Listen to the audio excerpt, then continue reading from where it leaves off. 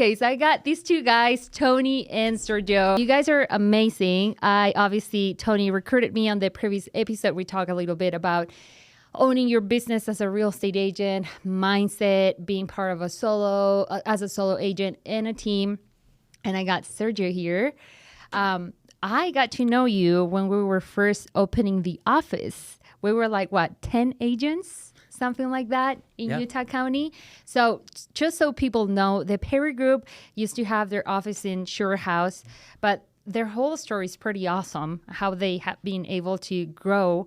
And now they're expanding to different offices. Now they have one in Layton, right? Davis County, Daybreak, where you're at. Yeah, Daybreak, St. George, and Utah County. And I went specifically to Utah County because I knew you were going to be there, not just because you're Tony, but I was looking for someone who can guide me to get the best on education as a real estate agent and be able to close the deals that I wanted to close. So Sergio, talk to us a little bit how you got into real estate, and you were on a different broker before. What made you kind of like switch your mind and say, hey, I want to join this team? Yeah, I've been a realtor now this is year 5. It's crazy. Time flies. Yeah. Feels like just yesterday. But I would say this is my first full year as a full-time agent. And it's been a crazy ride. It's been a roller coaster, been crazy.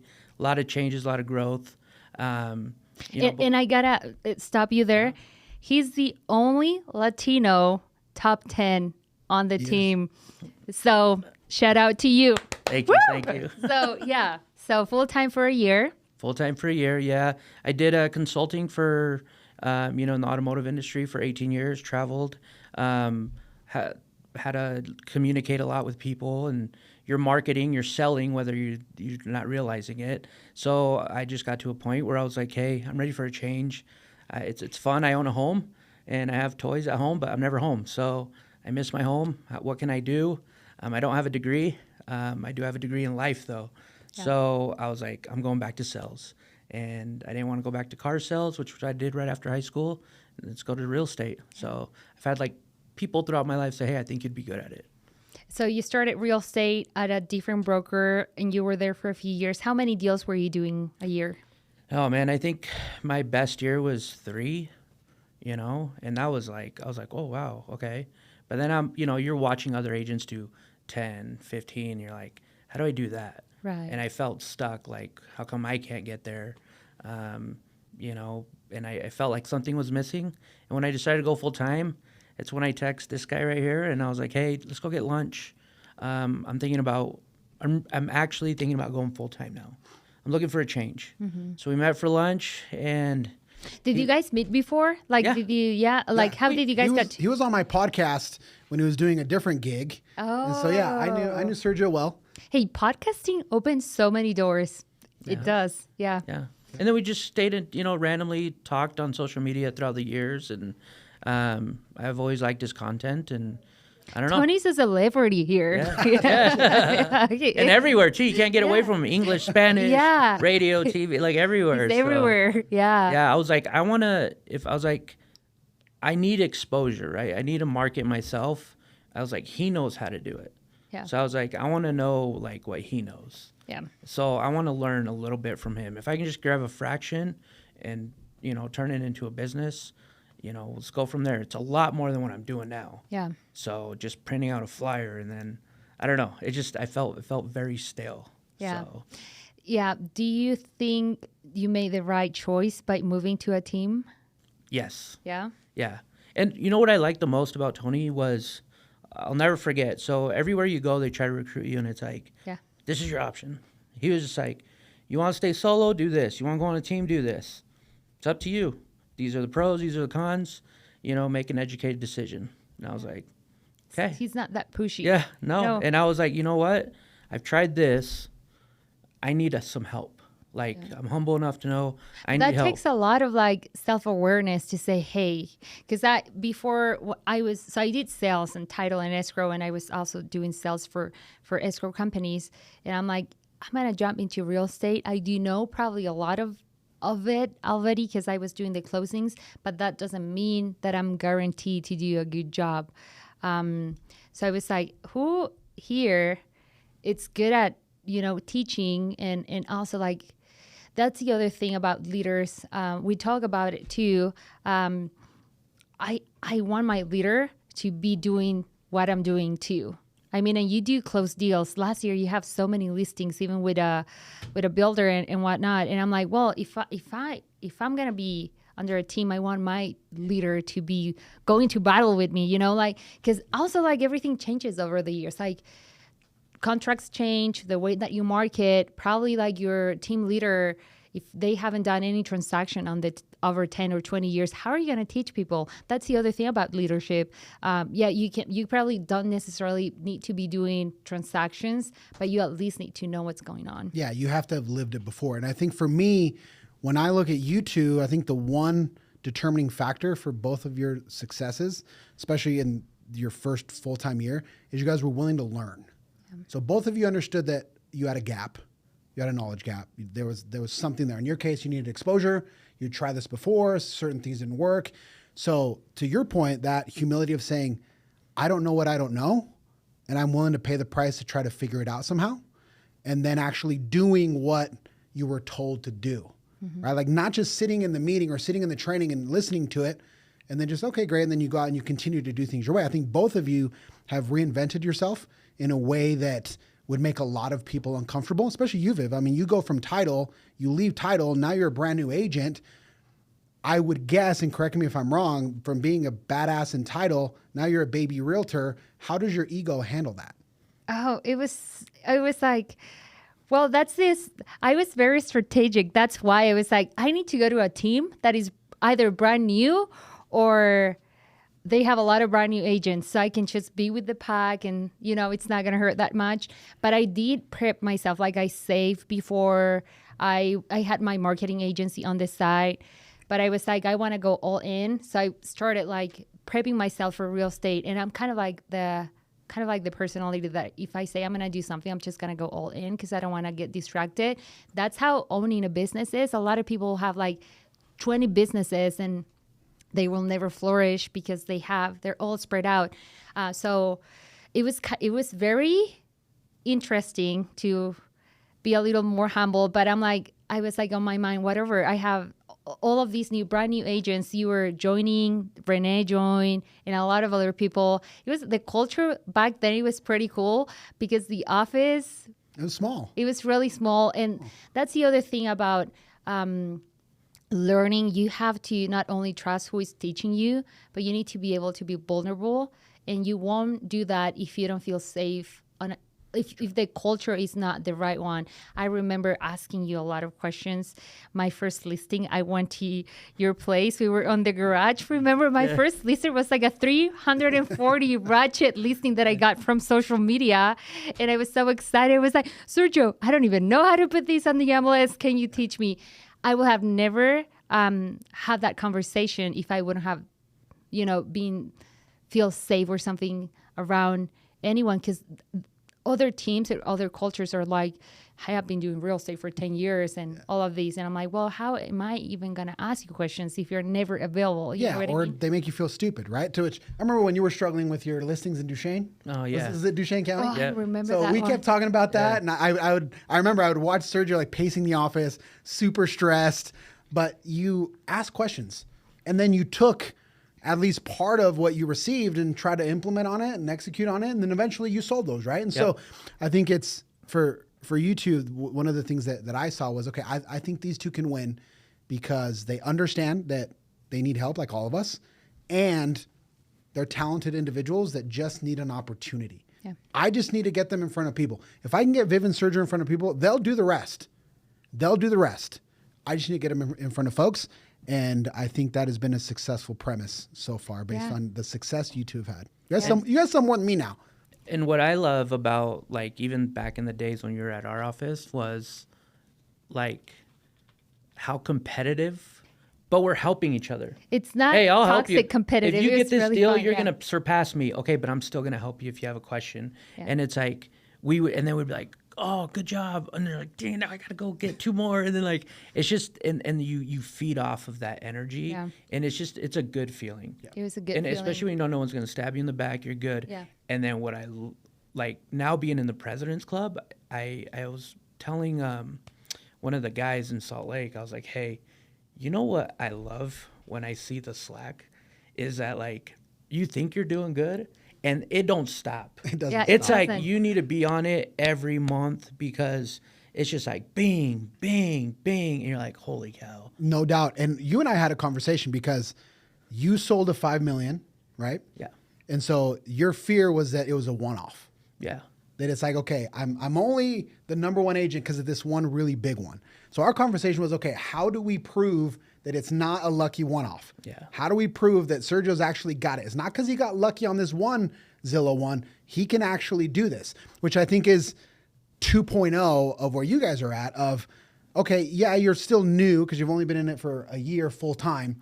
But what I told you was now you have to get comfortable being good. Yeah. And understand, I am good at this. How do I maintain it? Yeah. You've already tasted it.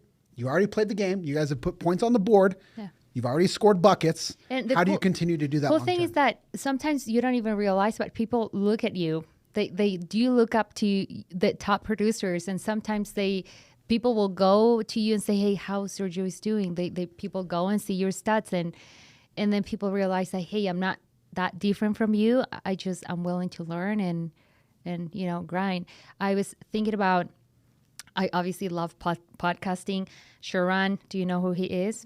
Okay, the owner of Real Broker. Okay. Okay. So he did a podcast September 16, 4 days ago. He talks about the 4 laws of winning, and it goes hand in hand to these. It says progress isn't the 10 things done halfway. Because a lot of people think that being busy, hey, I got this whole checklist for today, and they kind of like, they're proud about it. Nothing wrong with that. But he says progress isn't the 10 things to get done halfway.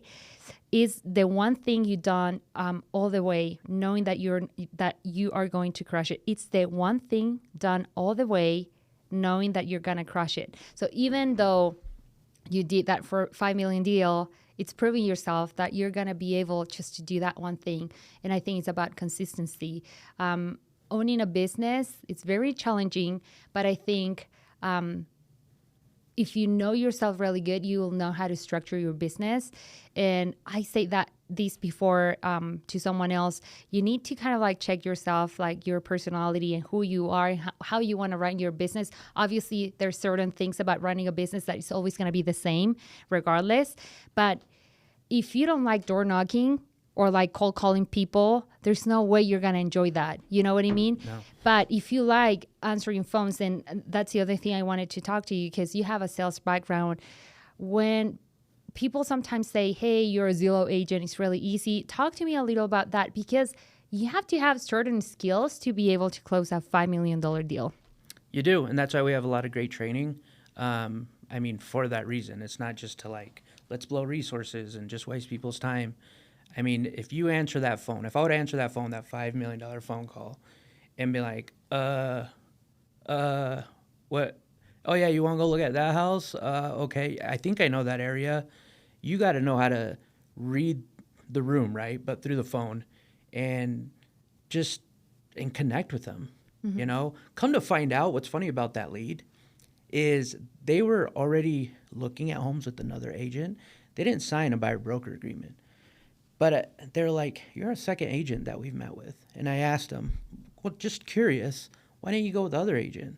They're like, well, he showed up in a 3-piece suit and this like magnificent car, and he would not stop talking and he would not listen. The first thing that you did when you showed up, you pulled out your pen, you had a little notepad with you, and you're like, hey guys, pleasure to meet you in person. I want to know about you. What's important to you? Mm-hmm. This is a big purchase. And I'll tell you what, internally, I was sweating. You're freaking out. I've never done that before. But I was like, yeah. I put myself in their shoes. I'm like, if I was going to buy a $5 million home, you know, I guarantee it, there's a lot more than a plot of land to buy that I need to know. Yeah. I want to know what is important for you. And there was a lot of things. They have horses. They're downsizing kind of from, you know what I mean? Yeah. And you just got to listen and you learn those skills, you know, how to take those phone calls properly. And not only that, though, but then when you meet in person, execute. Right. Right. How many reps did you have to do to get to that point? Like how many Zillow leads did you have to close before to get to that? To that level of confident, even though inside of you were sweating inside, Yeah. but they don't even know. They don't know. Yeah. But like how many deals did you have to face before to even say, okay, I'm gonna go and I'm gonna kill it? I mean, I would say I always go into it confident. I can go into a room, you won't know that I'm sweating. And I would say it took about 5 deals where I was like, okay, I can do this. I can do this. Tony was right. Like, I can do this. Now you just got to up your skills. Okay. Why are they not calling you back?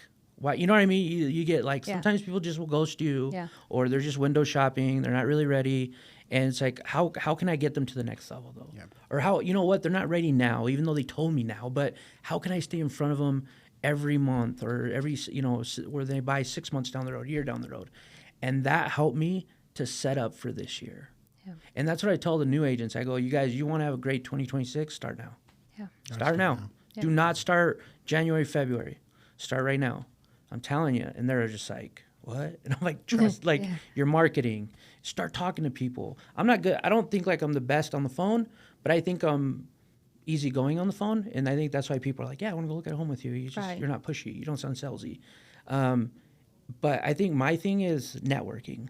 I love talking to people in person. Yeah. You know, people are like, dude, you're always golfing or you're doing this. I'm like, no, but it's intentional though. Yeah. When I plan something for, especially during the week, it's intentional. Any activity, it's like, okay, there's opportunity. I'm going to build a relationship. How can I bring value to them? You know what I mean? For planting a seed. So. Yeah. And for a lot of agents, it's difficult to garner that confidence. So it's, we're not coming at it from a fake it till you make it perspective. Yeah. No. I think it's a number of things. You have enough practice to where you feel good enough that you can take the phone call and do it effectively. Yeah. On this end, just to kind of give agents kind of the other end, for me, when I drive home every day and we're like, okay, we have some killers in the room, what I try to do, and the only reason I share this is because agents, this is an integral part of your confidence. Yeah. I have to be able to have you guys understand that whatever happens in a deal, we can solve it. Yeah. Whatever objection, whatever some other moron agent does. I've called you like at 10 p.m. sometimes, like, I don't know what to do. This is falling apart. This is a disaster. Yeah.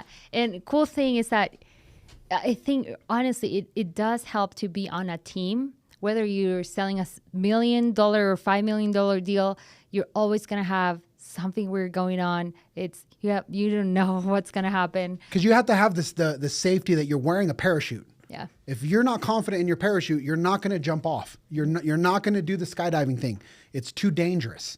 And so for team leads out there that are listening to this, if your agents do not feel like you are their parachute, where they might not need you 80% of the time, but when they pull that thing, you damn well better open up and help them solve their issue.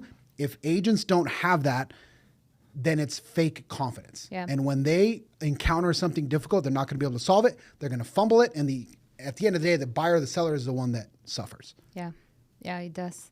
That's touching that confidence standpoint. I sent you guys some questions and I wanted to ask you both because the three of us are Latinos, obviously. And these are for first generation and second generation Latinos. Did you ever dream being on the top 10? You're the only Latino on the top 10 right now. How does that make you feel? Being from a Hispanic, background, I mean, I got pride. I'll be honest. Do you think about that? I do. It's pretty awesome. Most people don't they'll look at me. They'll be like, "Oh, you're born here. You're not." I'm like, "No, trust me. I listen." No, I know you are very music. Like, look at my Spotify, bro. If you really know me, you know how much I love our culture. I love our food, home cooked food too. Not like go to home cooked food. I love music, everything. We even have a group chat. Yeah, we have. You're not there because you're the team lead. I'm gonna add you. It's called TPG Traviesos. It's just Latinos in there. I love it. But I get shout outs from like Zeph and Karina and other Latinos on the team, and I'm like, dude, that is cool. It didn't hit me until one day, like you start getting the text. I'm like, okay, now it's like I need to represent here, but now here I really got to represent too. And that's one of the things that I'm trying to bring self-awareness intentionally, because that a lot of people don't have that confidence. They have only that fake confidence, but they do need someone. Hey, congrats, you're on the top 10 and you're the only Latino there. That's pretty awesome. So I got some questions for you guys. Tony, it says, many first-generation Latinos agents stick to with only Spanish-speaking only transactions. What do you think is that? I think it's because it becomes comfortable, right? And there are a lot of individuals that if they're first generation, maybe they don't feel very confident with their English. So they say, well, I have an accent. I don't want to get asked a question. I don't know how to help these people. So it's safer to just do Spanish speaking transactions, which is fine. Again, this is a choose your own adventure story, as Boom Addicts always says. That's fine. But if you take a step back and you say, okay, how many Spanish speaking transactions are there to go around? The number is much smaller.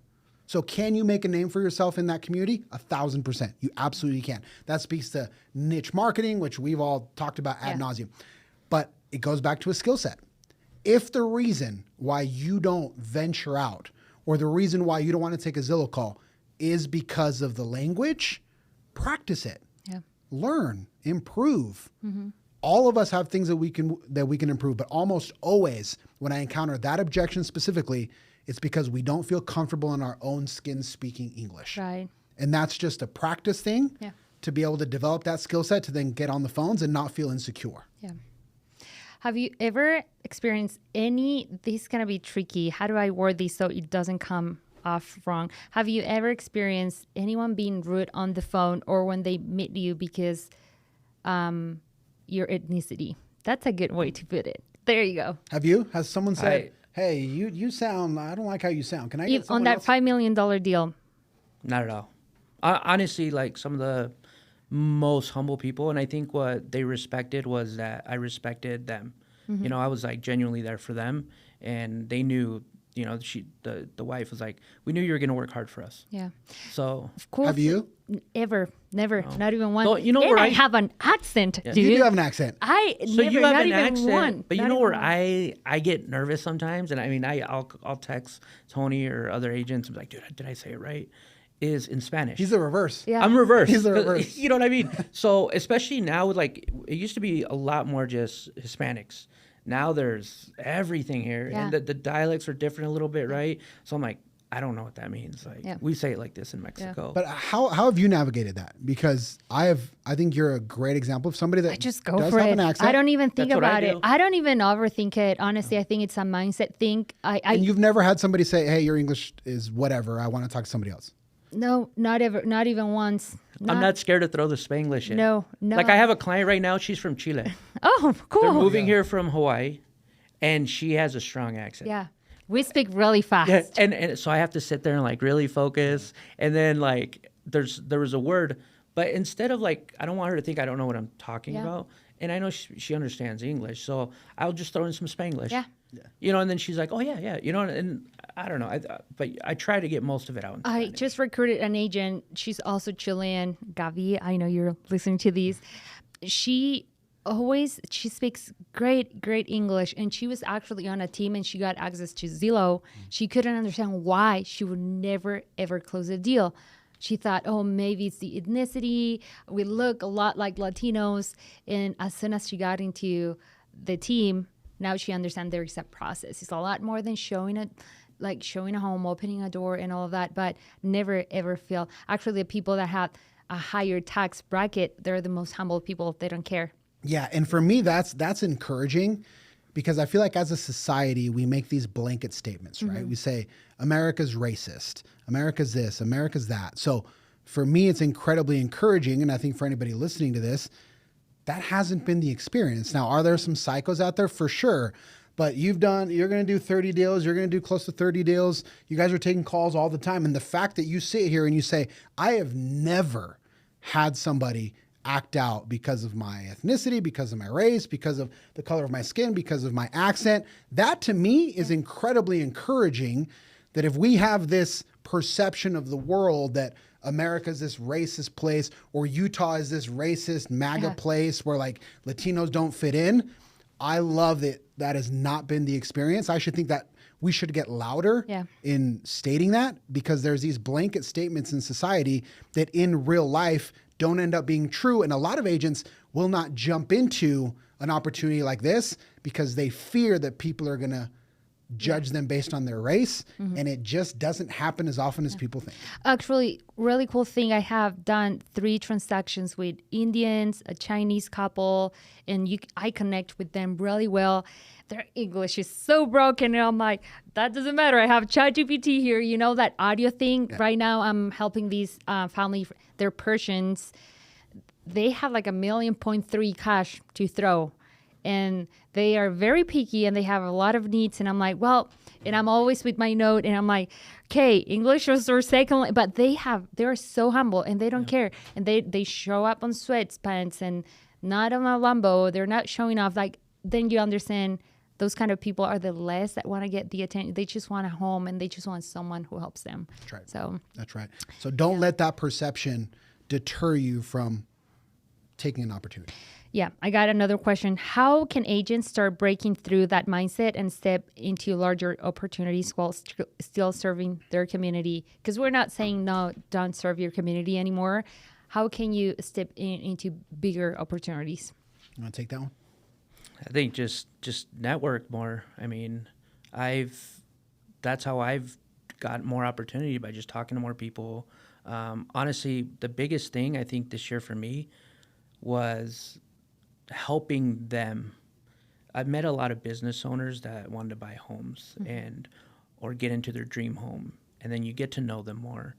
They'll have goals too in life, and then in my mind, I'm just like, how can I help them achieve that goal? And when that happened, it changed for me all day. I'll give you an example. One of the deals this year, kid from Michoacan, his family owns a landscaping company. He didn't know how he can take it to the next level. Bought his dream home, beautiful home up in Highland. And he was like, hey, dude, come over. I want to chat. And I was like, all right, he's thinking bigger, right? He's like, how can we take my landscaping business to the next level? Okay, well, you don't do any marketing. Start there. But, hey, let me introduce you to some people, right? Maybe that you get a contract with this builder or that builder. And, it's just cool when you help people.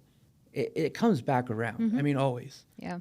But just, I don't know, man. It's so simple. It sounds simple, but it's hard. It's though, simple. right? It's simple. It's not easy, but it is simple. It is simple. Yeah. It's that simple. Yeah. The way that I view this is, if you want to serve your community at the highest level, you have to be good at this. Yeah. Now, how are you going to get good at this? Through reps. So I am not good at this just because I know how to talk. I've done this 400 times. And there are other agents that have done it hundreds more times. And so I think the question is, okay, if I want to serve my community at a higher level, I need to be very, very good at this game. In order to get very good at this game, I need to do this hundreds of times. The faster I can get to do this hundreds of times, the more skills I am going to develop, the more I'm going to understand, the more experience I'm going to have. Then I can take that wealth of knowledge and give it back to my community. Yeah. So your first 100 deals is practice. Yeah. Yeah.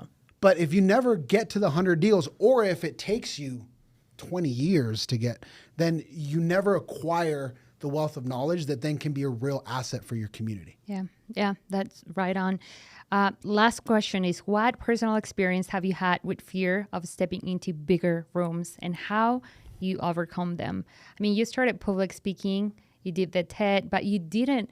We were talking on the previous episode. You were 18, coming up out fresh as a missionary and whatnot. How did you step into bigger rooms? And that's the last question, and for both of you, because you guys are amazing. Yeah, so that has been the story of my life, right? So I jumped into being an agent. I never ran a business before. I worked Mexican fast food in high school and never showed up and got fired. I'm offered to be the broker. I do that. There's this opportunity to buy a brokerage. I do that. The TEDx, I do that. Paragroup, I do that. For me, the question I always ask myself, it's a two-part question when there's something new in front of me, is, do I think I know enough to at least get started?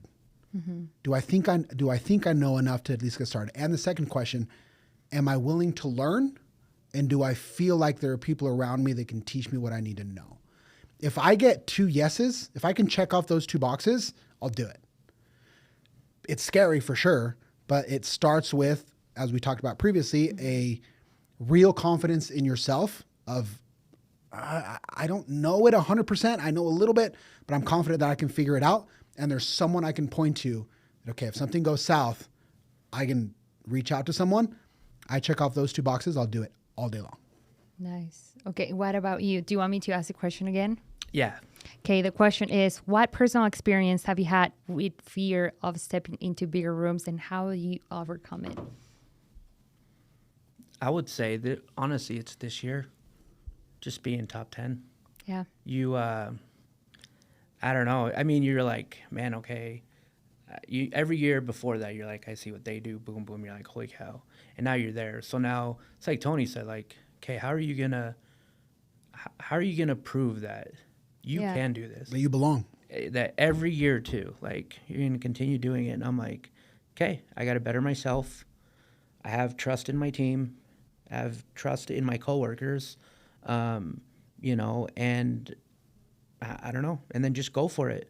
You know, why am I going to wait? What is there to wait for? Mm-hmm. I know I can do it. I've done a land deal, manufactured, first-time home buyer, upside, down size of home, multi-million-dollar home. Just go for it. Yeah. Go for a $20 million deal. I don't know. You know, I asked Boo the other day, I go, hey, what do you think my niche should be? He's like, I don't know, dude. Because you're so good at pivoting that you will do everything. Do you think people, when they niche down, do they make a mistake? Is that a good thing to do? What do you think? If you have enough experience, then you can niche down.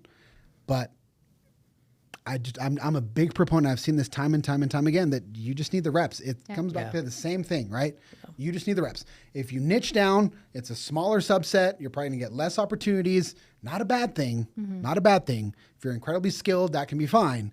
But I'm always going to revert back to, unless you've done this 100 times, you still need practice. Yeah. Go get as much practice as you can. You need to cast a wide net. That's okay. Over time, that starts to get smaller. But if you get small too quickly, in my opinion, this is my personal subjective opinion that people will disagree with, you limit your upside. I was thinking about athletes, the best athletes in the world. They don't stop doing reps. Regardless if they're top 1, they're still waking up really early. Not that I don't wake up really early. I wake up probably like around 7:30, but they still do the reps. They go with train and they don't stop doing that. So what are your goals for 2026? What are your goals, Sergio? Man. Before you go there, though, real quick. Okay. Do you feel imposter syndrome today? Being in the top 10, you're going to go on this trip to Mexico. First time you're in that circle. 3 more months. You got to stay out there right? because... Oh, trust me, I got some stuff. Do you feel it, though? Sleeve. You know, sometimes, but then I really will sit down and focus. And I'm a writer. I'm old school. I'm turning 40 this year. I mean, I like to write stuff down, and I'll just write down my goals, write down, you know, why do you belong here? And then I'm like, no, do you do? Like, you have life experience. Like, my communication skills, I improved them even more throughout our trainings, but you already knew how to talk to people. You're not scared to talk to people. It's just like, how can you just turn that into real estate, you know what I mean? And improve your skills. And so I think this year there is at times imposter syndrome, but for the most part, no. I'm like, no, you do belong here. And I think for next year, I want to double whatever I did this year. Yeah. I think I can double because it's on tape, bro. It's on tape. Yeah. I mean, like I tell the new agents, prep right now for what you want next year. Yeah. So there's stuff in the works. You didn't get any deals on the first 3 months? I did. You did? Because of the work I did in November. Wait. It was Rene, right? Rene. Yeah. He was working really hard, and then he just got deal after deal after deal. Yeah, that was really fun to watch. Dang, that's so fun.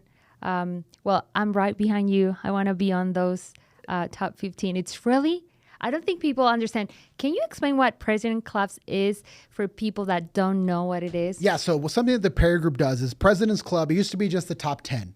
So at the end of the year, the team takes, it used to be the top 10, now it's the top 15 to a trip.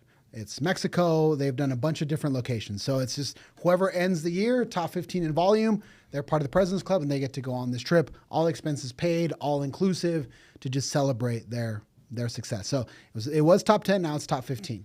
And you're right on the brink. You're right there. But you also get, what's the perk? Who else knows? You also get a better split. Yep, Better split. Better split. You get a That's better the split. thing. Yeah, for the next year. Yeah, for the next year, for a full year. So, well, thanks guys for coming. I hope that I can invite you guys on winter and see if we made it. And last question though, what's the thing that's for you? Because people are, as I say before, people watch you.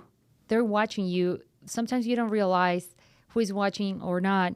But if someone is out there and they are either flying solo or a team and they're not having what they actually want to achieve, what will you say to them right now? I would say, because I was in that position, I'd say quit flying blind and just go for it and join a team.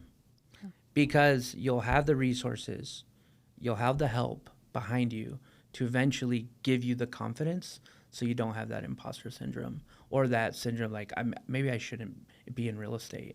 You know, all you hear is like, how many real estate agents drop out every year? Okay, but I'm not going to be that statistic. Yeah. So like, join a team. Nice. You guys grow up so fast. Oh. So proud of you guys. Okay, well, till next time. See you guys.